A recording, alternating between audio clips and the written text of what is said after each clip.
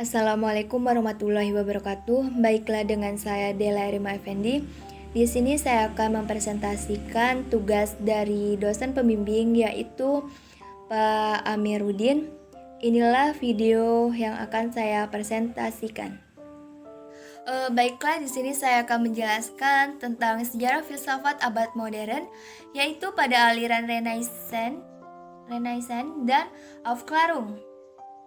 Jadi sebelum menjelaskan pengertian Renaissance, kita harus mengerti dulu istilah Renaissance. Istilah ini berasal dari bahasa Latin, yaitu renaître, yang berarti hidup kembali atau kelahiran kembali. Secara umum, pengertian Renaissance adalah kelahiran atau hidupnya kembali kebudayaan pada masa Yunani dan Romawi dalam kehidupan masyarakat Eropa atau Barat.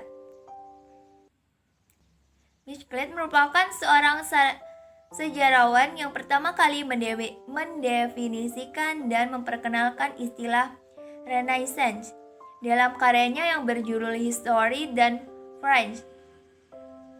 Jadi ini seorang sejarawan Prancis. Ia dilahirkan di Paris dari keluarga dengan tradisi Huguenot.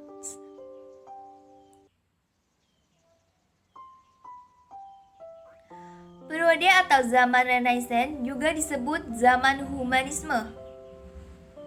Mengapa disebut demikian? Sebelum menjelaskan tentang pemikiran para tokoh masa Renaissance, kita harus membahas tentang apa itu humanisme. Jadi, humanisme adalah suatu pemikiran filsafat yang mendepankan nilai dan kedudukan manusia serta menjadikan sebagai kriteria dalam segala hal.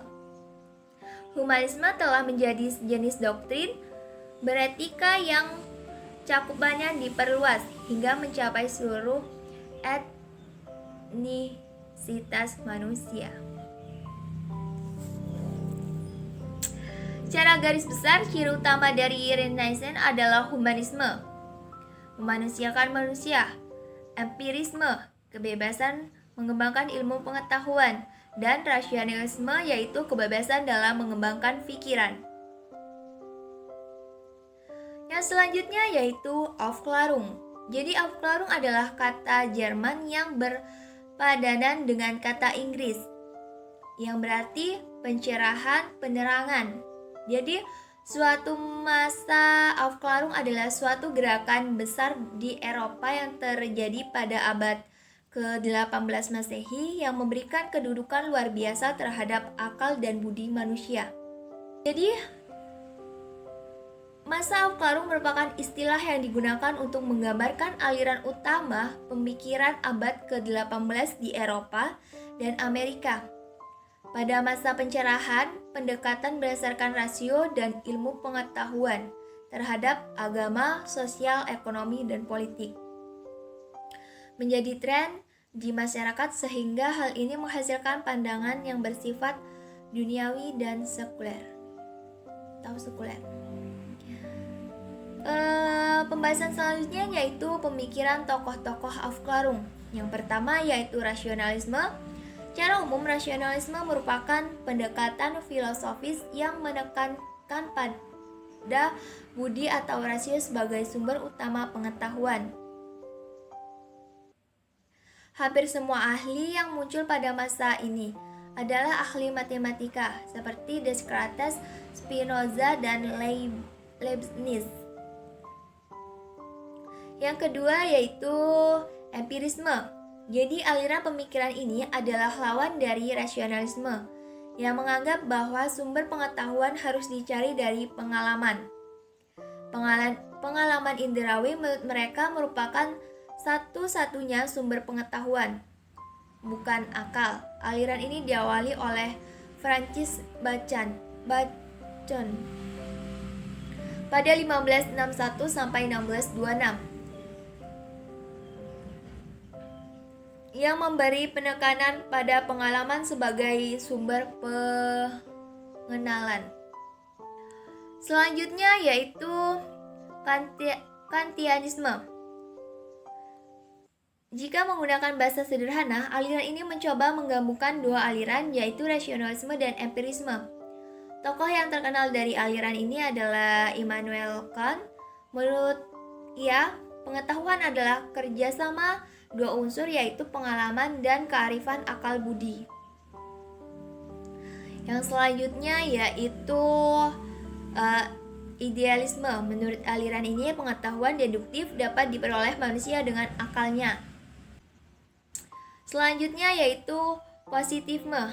Jadi aliran ini hanya menyempurnakan aliran empirisme dan rasionalisme.